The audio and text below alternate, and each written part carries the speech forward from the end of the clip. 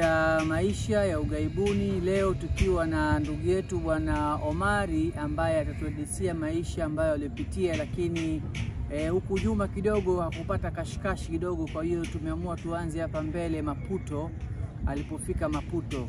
Kwa hiyo huku nyuma alitoka vizuri, akiwa na pesa yake vizuri, akiwa na nauli yake vizuri, na mpaka kufika eneo la Maputo. Karibu Sheikh Omari. Asante sana. Nashukuru ndugu yangu. Historia yangu bwana inabidi ianzie Maputo, kutokana na Maputo pale ndipo nilipoanza kuishiwa na pesa. Yaani kote nilikotoka nilifanikiwa kupita bila vikwazo. Ila nilipofika Maputo, pale Maputo sasa ile hela ambayo nilikopo nayo yote ikawa ishakuisha. Kwa hiyo ikabidi sasa pale Maputo mimi ndo nianze maisha ya tabu na maisha ya kusagala, kwa sababu nilifika pale mimi usiku. Nimeingia pale usiku kama saa 2. Nashuka pale kwenye basi. Yani ni mgeni wa eneo lile kote. Ikabidi sasa pale mimi, kwa kuwa usiku ni usiku na istosha wenzetu inakuwa ile ni jiji la biashara ile. Kwa hiyo biashara watu walikuwepo wengi maeneo ya pale. Kwa maana hiyo na mimi sasa nikawa kama ile naanza kuhangaika sasa, kwa sababu mgeni ni mgeni. Kwa hiyo nikawa ile naanza kutembea na barabara, ni kwa sababu ile kutembea na barabara ile kufika ile nikakuta kama kuna watu wanauza biashara zao pembeni, yani wanaandao zao wanauza pipi nini.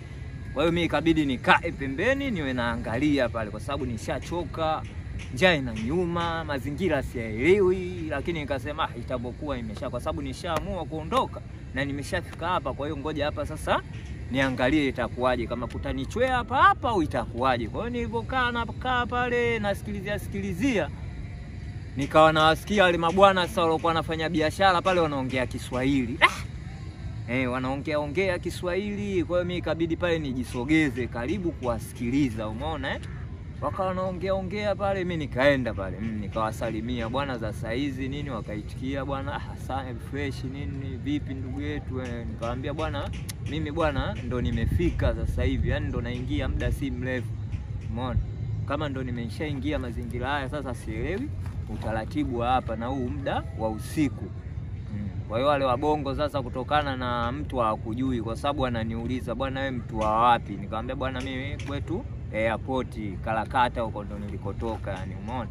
Sasa nilivyowaambia hivyo wale mabwana sasa pale ikabidi wao sasa waanze sasa kila mtu kwa sababu mimi sio mtoto wa pale, kwa sababu wale wengine watemeke wa wapi. Sasa ilivyokopo mimi kila mtu akija kuniangalia, wewe mtu wa wapi? Kalakata. Kwa hiyo pale kila wakifikiria kuangalia nani mtu wa Kalakata ikawa inakosekana hapa, umeona. Ikabidi sasa mtu mmoja, kutokana na muda ushaenda kama kwenye saa 3 inaendea 4, jamaa akaniambia bwana hapa huwezi ukapata msaada aina yote, inabidi hapa sasa wewe utoke hapa uende, kuna magenge mbele huko, umeona kuna genge pale mbele. Akanielekeza ukishaenda pale, kwa sababu nje huko kuna majamaa wanauza mikaa, yani wenyeji wa pale wanauza mikaa, umeona. Na istosha kwa sababu ilikuwa ishafika usiku, yale magenge yalikuwa yashafungwa, ila wale wakasema wewe nenda pale, kwa sababu pale msaada kuupata rahisi. Hata kama hujaupata msaada wewe jipenyeze pale, utajua mwenyewe iweje, ili kukuche ukishakucha ndio utajua ustaarabu unaendeleaje. Basi mimi ikabidi pale nitoke pale nianze kuondoka mdogo, kwa sababu sina begi, sina chochote, kwa sababu sikubeba kitu chochote kusema kweli, kwa sababu safari yenyewe jinsi ilivyokuepo sikupangilia kusema labda nibebe manguo nini. Kwa hiyo nikaanza kwenda bwana, nikafika paka pale walikonielekeza, nikawakuta kweli watu pale wapo bize nini, wanafanya shughuli zao usiku ule. Mimi nikaenda nikajiegesha sehemu wamepanga magunia, nikajiegesha pale.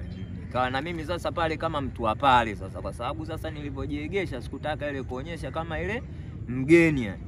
Kwa hiyo nikawa na mimi pale nawasikiliza story zao, wanaongea lugha yao, wanaongea kusema kwa Kimozambiki, nikawa siwaelewi wala nini, isipokuwa muda mwingine wanaweza wakawa wanaongea wanacheka, na mimi nikawa naonyesha hali kama ile, na mimi kama mmoja wao wa pale sikuonyesha ile hali ya kwamba mtu anijue kama mimi mgeni. Kweli bwana, ilipofika muda pale, kwa sababu wale watu wengine wakawa kila mtu anaondoka anaenda kulala kwake, wengine ndo wakawa wanajiegesha pale wanafunga biashara zao, na mimi nikawa nimetulia pale. Kwa hiyo hawakuweza kuja kunioji kwa sababu wakajua labda huyu mtu kachanganyikiwa tu, labda mwenda wazimu au ni. Kwa hiyo nao wakawa wananiofia hata kuniuliza yani, umeona. Kwa hiyo mimi nikawa nimetulia pale, nikapitiwa na usingizi pale, umeona. Nikajiegesha mpaka asubuhi. Ulipokucha sasa asubuhi, mimi ikabidi sasa nitoke pale niende tena kule nilikotoka mwanzo, nilipowakuta wale wa Tanzania kule kunaitwa Stella. Hiyo sehemu yao uko nje kidogo, Stella. Yani pale yani ni umbali kidogo huku soko, lakini kwa umbali kidogo ukivuka barabara hivi kuna sehemu fulani wanaita Stella. Wabongo ndo wanapopenda kufanya biashara zao na watu wengine yani wenyeji wa pale. Kwa mimi nikaenda pale, nikawa sasa nimeshafika pale kwa sababu asubuhi sasa ni wengi wa Tanzania, kusema kweli walikuwa wengi ile sehemu ile, wanafanya biashara na wanaongea Kiswahili unasikia nini pale. Nikaenda nikawa bwana vipi, wale watu wa jana sikuwatambua kwa sababu ilikopo usiku. Kwa hiyo nikaenda kwa mtu mwingine pale, brother vipi? Poa. Vipi ndugu yangu? Poa. Nikamwambia bwana brother, mimi bwana jana ndo niliingia hapa, umeona. Kwa hiyo ndugu zanguni hapa mimi mpaka sasa hivi unaponiona hapa ni sina mwelekeo. Na mpaka sasa hivi unaponiona hapa sijanywa chai, sijafanya chochote yani. Akaniuliza kwani wewe ndugu zako hauna ndugu hapa Mozambiki hata mmoja? Au hauna ndugu hapa? Nikamwambia bwana, kusema kweli mimi hapa sina ndugu. Umeona Mimi hapa sina ndugu, isipokuwa bwana mimi kuna mzee wangu ambaye baba yangu alipita huko kipindi cha nyuma, isipokuwa yeye upo South Africa. Umeona? Akaniambia anaitwa nani? Nikamwambia babangu bwana anaitwa Mzee Simba. Mzee Simba. Kwa hiyo kila akitafakari, kwa sababu wale walikuwa wamekaa muda mrefu bwana, akasema kusema kweli hilo jina hatujai kulisikia. Nikamwambia lakini yeye kashatangulia, kashafika South Africa, kwa sababu kipindi cha nyuma tulikopo Bongo tulikuwa tunawasiliana naye mara moja, ila ndio hivyo. Kwa hiyo unasemaje? Nikamwambia mimi sio nasema. So kama mimi nasema mimi ndo nataka niende wapi? South Africa. Kwa hiyo umekujaje dogo? Nikamwambia bwana mimi hapa sina chochote ndugu yangu, unaponiona sina chochote. Sasa hapo tutafanya vipi hapo? Nikamwambia bwana wewe nisaidie chochote. Kama utaweza kunisaidia, nisaidie. Kama uwezi nielekeze kwa watu wote ambao wataweza kunisaidia mimi. Nikaona ushakuwa mtihani. Basi bwana yule jamaa akaniambia bwana sikiliza. Pale ulikotoka ulikolala jana, pale ujue kwa ndani pale kuna hoteli ya mzee mmoja anaitwa mzee Mtaya. Umeona huyo mbongo, isipokuwa aliishi muda mrefu sana pale Mozambiki pale. Kwa hiyo ana hoteli yake ndani mule, kwa kiasi kwamba hata wale wa Tanzania ndio sehemu yao kubwa ambayo wanaopumzikia kwenda kula na masuala yao yote yani tuseme ni sehemu ya kwenda kula kama hoteli, isipokuwa hata wenyewe ndo wanapokutania ni watu wanaoishi kwenye ile jiji la pale la Maputo. Kwa hiyo ukienda pale msaada unaweza ukapata. Nikamwambia sawa, mimi nitaenda kujaribu. Kweli bwana, ikabidi mimi nitoke pale niende pale. Nikafika paka kwenye ile hoteli.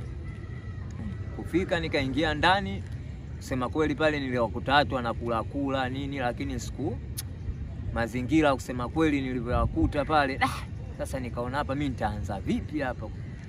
Nikaenda pale nikawa nimeangalia situation ya mule ndani, kutoka nikakaa nje tu ya fence, nikawa nimetulia tu. Umeona?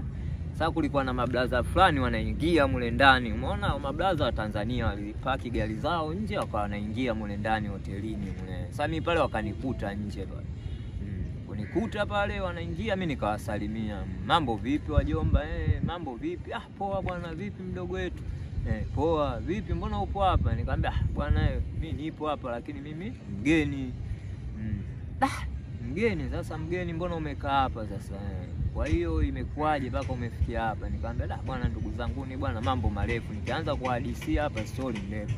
Umeona? Lakini mimi hapa bwana mpaka sasa hivi cha kwanza kula sijala kitu chochote mnavyoniona hapa yani.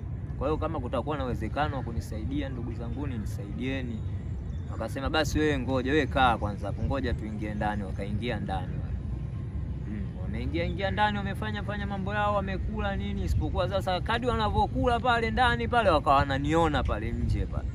Umeona? Sasa kuna mmoja huyo ambaye alijitambulisha kwangu, alikuwa anaitwa Blaza George. Baada ya kuniona pale nje muda mrefu na wao wanakula, akaniita. Mimi nikaenda paka pale. Bwana mhudumie bwana huyo, mgie chai hapo na mwambie anachotaka. Kwa hiyo mimi pale yule jamaa akanihudumia fresh, wale madada nini pale, nikapata huduma nikala, kumaliza nini pale.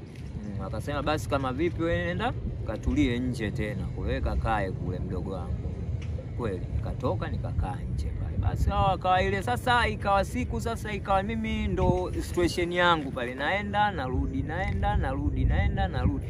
Sasa ikafikia siku sasa hiyo, baada ya kuniona sana tushazoeana pale, wanapopita wananikuta nini, yule brother George siku hiyo akaniambia bwana mdogo wangu sikiliza, au vipi, kwa sababu ushakaa sana muda mrefu, kama wiki tuseme imeshapita hapa, umeona hapa cha kufanya kitu kimoja.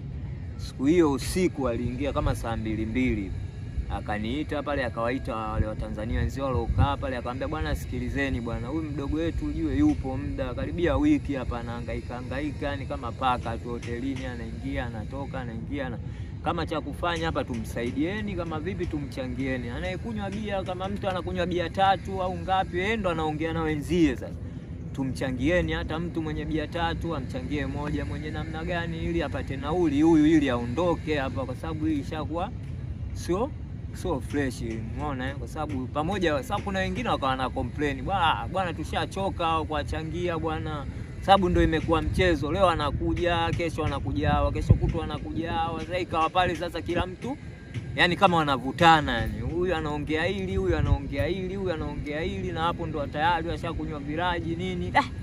Ila bwana Mwenyezi Mungu bwana siku zote bwana kwenye shida bwana wanatia mkono wake. Kwa maana hiyo yule jamaa kusema kweli yule alijitahidi kadri ya uwezo wake, wakamsikia pale.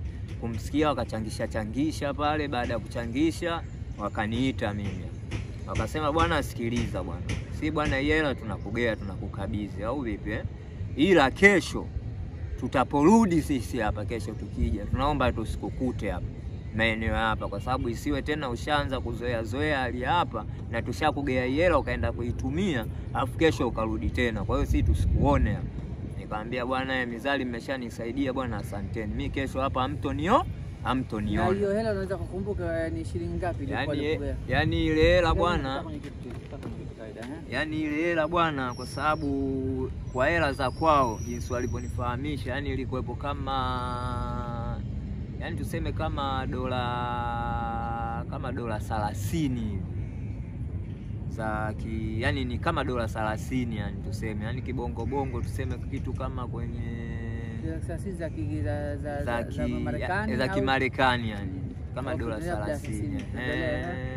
Kwa maana hiyo ile hela mimi nilivyoichukua sasa pale, wakasema bwana wewe itakusogeza, umeona kwa sababu kutoka hapa kwenda paka boda la Swaziland hiyo itakusogeza. Alafu hii ilikuwa kama siku ya Jumapili, kuamkia Jumapili. Kwa maana hiyo wakasema ukifika tu pale, kwa sababu siku hiyo ni siku ya watu kuvuka ile sehemu pale, umeona kwa hiyo utajichanganya pale kama wafanyabiashara wengine. Kwa hiyo ukiona hata kama maaskari wamekaa pale getini, wewe hilo yani wewe usijali, yani wewe kuwa kama mtu wa kawaida.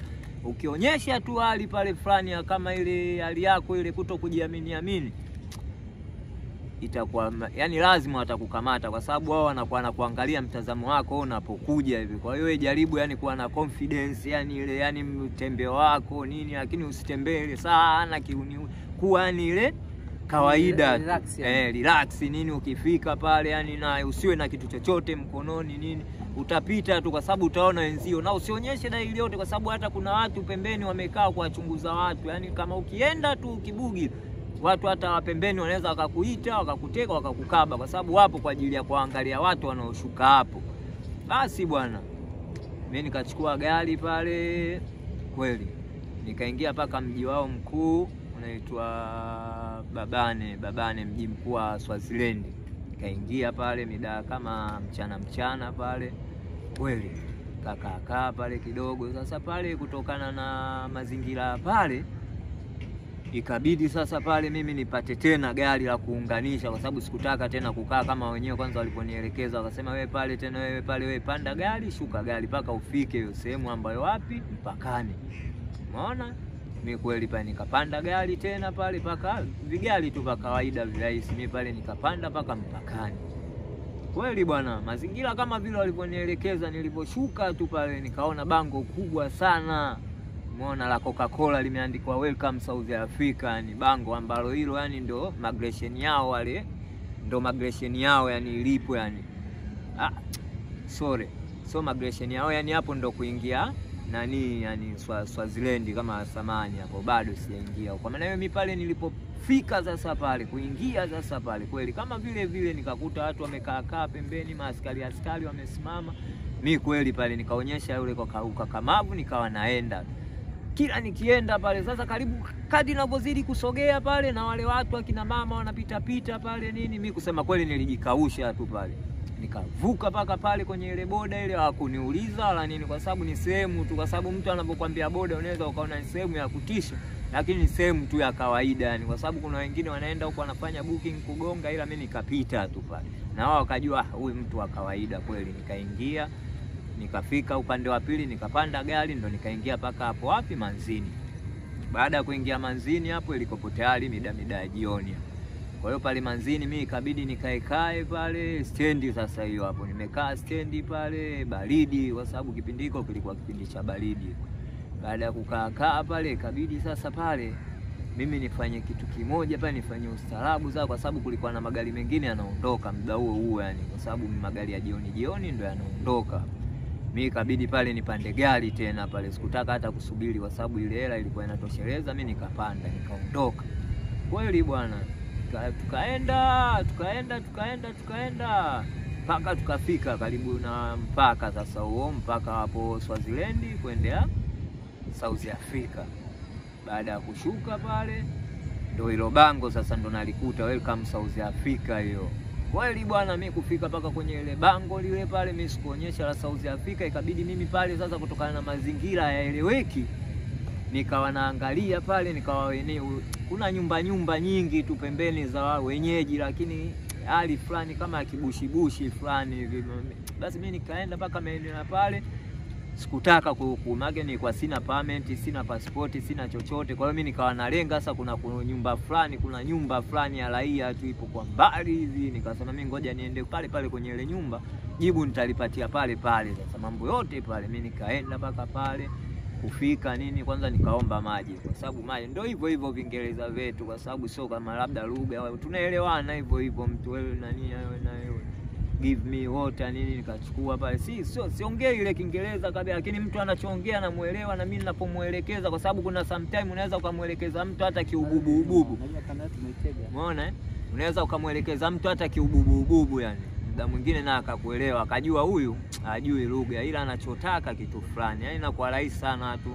Kuna lugha ambazo mnaweza mkawasiliana na mkawa mnaelewana. Kweli bwana, mimi kutoka pale nikawa baada ya kunywa maji mimi nikawauliza wale, wakaniambia wewe unaelekea wapi? Nikamwambia bwana mimi naelekea South Africa. South Africa, unaelekea South Africa? Kwa hiyo hapa sasa passport unayo? Nikamwambia mimi passport sina. Kwa hiyo hapa unataka kufanya nini?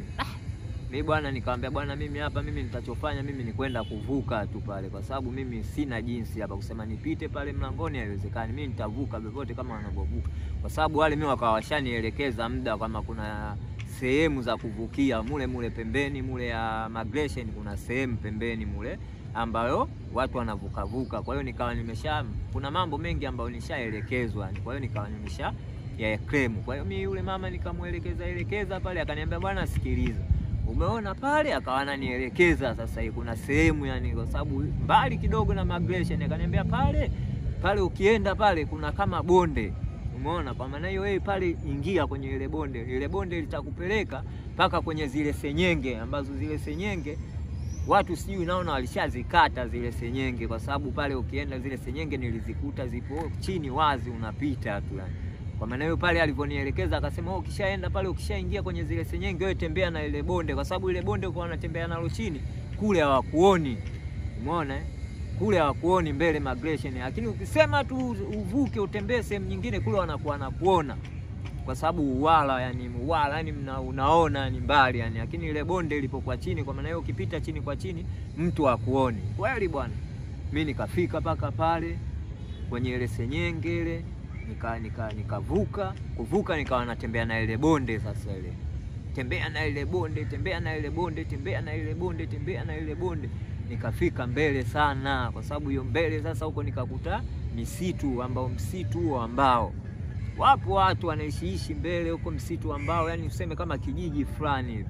Kwa hiyo kufika kwenye kile kijiji kile, na barabara niliona kwa mbali, nao kuna barabara ambayo ndio inatoka kule migration, watu wanakupandia magari ambayo ndio inaunganisha. Kwa maana hapo nikawa nimeshafika ndani ya wapi, nipo ndani ya South Africa.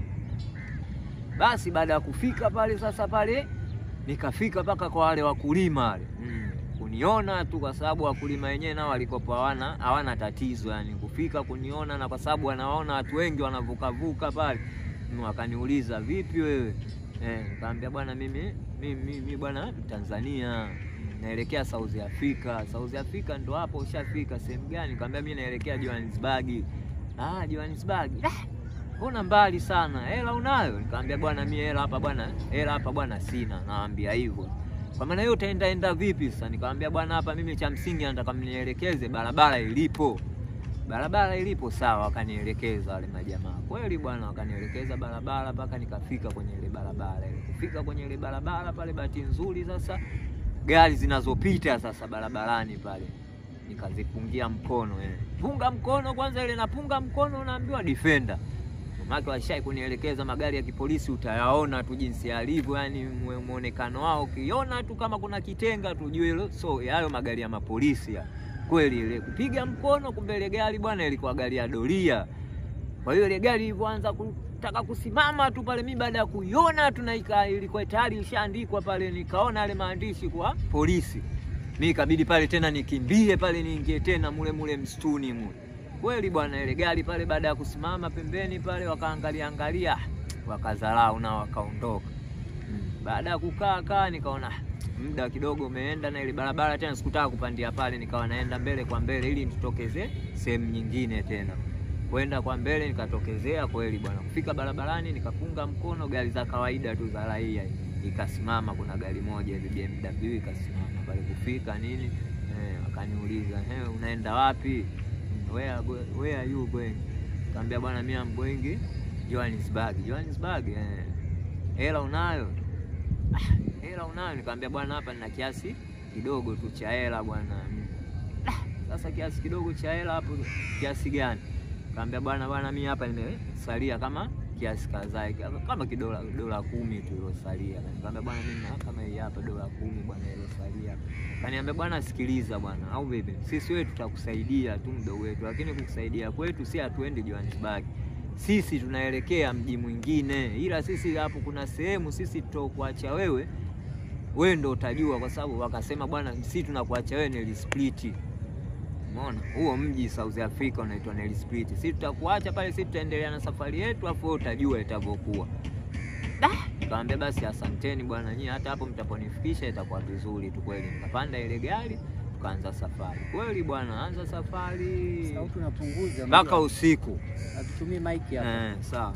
Mpaka usiku unakaribia, ni ile usiku ile saa 1 ile unaambiwa ndo tunakaribia kufika Nelspruit hapo yani. Kwa hiyo nilipofika tu Nelspruit pale yani tukashuka pale, mimi akaniacha pale bwana dogo bwana hapo mimi si ndo tunaelekea mbele Nelspruit ndo hapo. Kwa hiyo utajua mwenyewe hapo jinsi inavyokuwa. Kweli bwana wale majamaa wakaondoka, mimi nikawa nipo Nelspruit. Sasa pale nishafika Nelspruit sasa hapo ikabidi sasa pale mimi niangalie ustaarabu tena barabara, kwa sababu nao ni town tu pale, watu ile mishemishe nayo vile kumekucha nini. Kweli kwenye kutembea mule pembeni nikawakuta wabongo wanauza wapi, wanao vile wanauza pipi vile nao wanaongea Kiswahili nini pale watu nini. Nikaenda kama kawaida yangu kufika pale bwana sasa hizi poa bwana vipi bwana bwana vipi. Nikamwambia bwana mimi hapa bwana ndo nimeshafika usiku bwana, na kama nimeshafika mimi ndo natokea mpakani huko ndo naingia sasa hivi. Kwa hiyo vipi bwana unaelekea wapi wewe? Nikamwambia bwana mimi naelekea Johannesburg, lakini hapa paka sasa hivi mnaboniona sina hata pa kujihifadhi. Wale sasa majamaa wale wabongo akaniambia bwana sisi hapa bwana kukusaidia wewe itakuwa vigumu, kwa sababu si mijengo tunaokaa nao mapolisi kila full time wanakuja kuangalia. Kwa hiyo hapa utachofanya kitu kimoja, wewe hapa kuna Msomali mmoja, yani wakanielekeza kuna Msomali mmoja pale Nelspruit naye ana nyumba yake pale. Wewe nenda kwa yule Msomali kwa sababu anatoa sana misaada kwa Tanzania. Wewe nenda pale kwa Msomali kwa sababu ukishafika pale ukijielezea itakuwa rahisi wewe kukusaidia yule Msomali. Kweli bwana, mimi nikatoka paka pale nikaenda kwa yule Msomali kwenye nyumba yake pale, nikawa nagonga. Gonga. Kweli akatoka yule Msomali, kufika pale kuniona tu. Vipi wewe? Salama, inakuaje ndugu yangu? Poa. Nikamsalimia, akaniambia kwanza alivyoniangalia yani kama kashtuka hivi fulani. Kwanza wewe Msomali? Nikamwambia mimi Msomali ndio. Msomali? Nikamwambia mimi Msomali, mama yangu Msomali, isipokuwa baba yangu mimi ndo Tanzania. Niambie vipi? Nikamwambia bwana mimi hapa ndo naingia hapa, nilisplit na ndo sasa hivi nafika hapa. Kwa hiyo bwana mimi msahari, sina pa kwenda, yani ndo nimefika hapa, sielewi niende wapi wala nifikie. Yule Msomali pale akasikitika sana, akasema bwana sikiliza bwana, yani mimi nitakusaidia wewe kwa sababu jinsi ninavyokuona ni wewe ndugu yangu kabisa, ni siwezi mimi kukutupa, ni umeona wewe ndugu yangu kabisa. Akaanza kusikitika. Hapo mimi sitoshe, mimi Temeke nimekaa, akanielekeza si mitaloka Temeke nini. Kwa hiyo bwana hapa cha kufanya kitu kimoja bwana, akanifungulia mlango nikaingia ndani. Kumbe yule Msomali mule ndani vile vile ana msikiti. Umeona? Ana msikiti. Kwa hiyo pale mimi akaniambia bwana mezali wewe shaingia hapa, akanipeleka sehemu, akasema bwana kwa kuwa tia uzu nikanawa nao vizuri ni, akaniambia sasa wewe inabidi ukae huko msikitini. Ni nyumba ya kawaida isipokuwa sehemu imetengenezwa ni sehemu nzuri ya ibada, mwenyewe ndo anakofanyia. Akaniambia wewe kaa msikitini huko. Nikaingia msikitini mule nikakaa, akaniambia umekula? Nikamwambia sijala chochote nini. Akasema basi subiri. Katoka nje akaenda akanunua cold drink nini, soda, akaniletea na mkate pale. Akanigea pale nikala. Akasema bwana sikiliza bwana, hapa mimi nitachofanya wewe tulia hapa. Mimi hapa natoka naenda kuna ndugu zangu naenda kuwaona usiku, singoji kesho kwa sababu hapa kuna maaskari asubuhi kila siku wanakuja hapa kufanya doria kuangalia, kwa sababu wanajua mimi nawahifadhigi watu, umeona. Kwa hiyo mimi nitaenda kwa ndugu zangu kuangalia, kuomba msaada wote. Kama itapatikana msaada itakuwa vizuri, na wewe itabidi sasa ukipatikana msaada wewe asubuhi tu hapa ukicha tu uondoke. Nikamwambia basi haina tatizo. Mimi nikawa nakula pale. Kweli bwana yule jamaa kaenda kule kwa Somali wenzie huko, muda ukaenda akarudi. Kurudi nini pale kufika, akaniambia bwana nimeenda kwa ndugu zangu kule kuongea nao, kuambia bwana kuna Msomali mwenzetu bwana kaja, istoshe ile ana matatizo ndo yote nimewaelezea. Kwa maana huko kune kunichangia wamenigea kama landi 100. Kwa hiyo hii landi 100 mdogo wangu cha kufanya hapa, hii asubuhi itakufikisha wewe, itakutoa hapa itakufikisha mpaka wapi? Johannesburg. Hii itakufikisha, isipokuwa kabla ya kufika Johannesburg itabidi ufikie sehemu moja inaitwa Mpumalanga. Kwa hiyo ukitoka hapo Mpumalanga tu ukifika unachukua gari unaingia wapi? South Africa. Hiyo sehemu unayotaka Johannesburg. Sababu mimi hapa mazingira, kama ungekuwa hapa upo na permit nini upo vizuri, ungekaa tu hapa hamna tatizo, kwa sababu hata hapa mbona makazi mazuri, ila kwa sababu hauna chochote inabidi uende kule, na permit nyingi zinatokea kule Johannesburg, ndio ukitaka permit na kwa rahisi kupata kule mdogo wangu. Nikamwambia basi haina tatizo. Mimi nikalala pale. Kweli ulipokucha tu yani akaja akanishtua, bwana oya kweli ni pale, kwa kuwa nilikuwa nimeshachoka, unaelewa bwana mambo ya safari. Kwa hiyo ikabidi pale mimi nitoe nawe nini nijiweke tayari.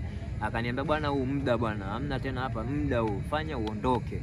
Nikamwambia basi haina tatizo. Kanitoa ile kistaarabu, kwa sababu alikuwa kusema kweli alinisaidia sana yule Msomali, yani kusema kweli, yani kiasi kwamba ni katika maisha yangu yani sitomsahau, yani kusema kweli. Mimi pale nikatoka nikapanda gari pale paka Mpumalanga.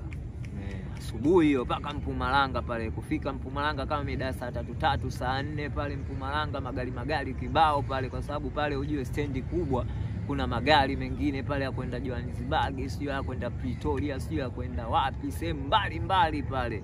Ikabidi sasa pale mimi kuna ice tu vigari vidogo tu vidogo hivi. Ikabidi pale mimi niende niongee na yule konda pale, akasema basi haina tatizo pale. Mimi nikatoa kama randi 50.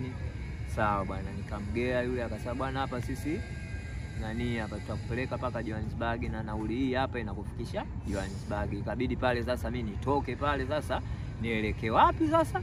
Ndio hiyo sasa pale tunaanza kuelekea Johannesburg hiyo. Kweli bwana.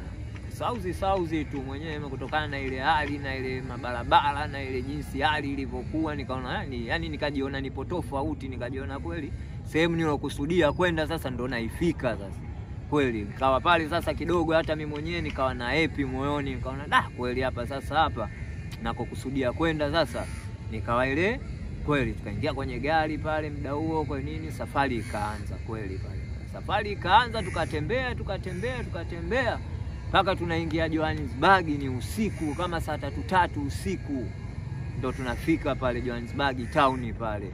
Kweli bwana, kufika paka pale town pale mimi pale ikabidi sasa kufika na mazingira pale nini kumekucha, yani kumekucha sana, ile fujo usiku, yani ile yani mambo ovyo, yani unaelewa bwana, mji mkubwa, mambo kumekucha kweli. Ikabidi pale mimi nishuke pale kwenye ile gari pale, ikabidi pale mimi nijichanganye tu mule pembeni mule kwenye mabarabara pembeni, nikatulia nini kwenye mandaondao, watu wanauzauza nini, kwa sababu hela nilikopo nayo kidogo ilibaki kama randi 20, nikawa na mimi pale na bye nini nanunua, kuna vindizi chakula na mimi pale nikawa natoa nanunua, kwa sababu tena pale kwa sababu ni easy tu, kwa sababu hata change zao pale ingawa ni mgeni mara ya kwanza, lakini nilipotoa ile hela kuagea nikahitaji pale, nikachukua cold drink, nilichukua kama kitu Pepsi nakumbuka, nikanywa pale, nikawalipa sio ilikuwa randi 2 ile, wakanirudishia change yangu.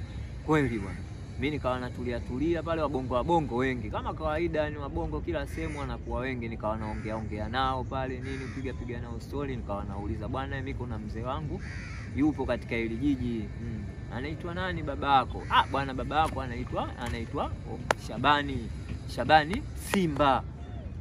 Shabani Simba. Akasema bwana, yupo huyo mzee yupo, isipokuwa Kahama alikopo anakaa hapa town, isipokuwa Kahama sasa hivi anakaa nje ya mji.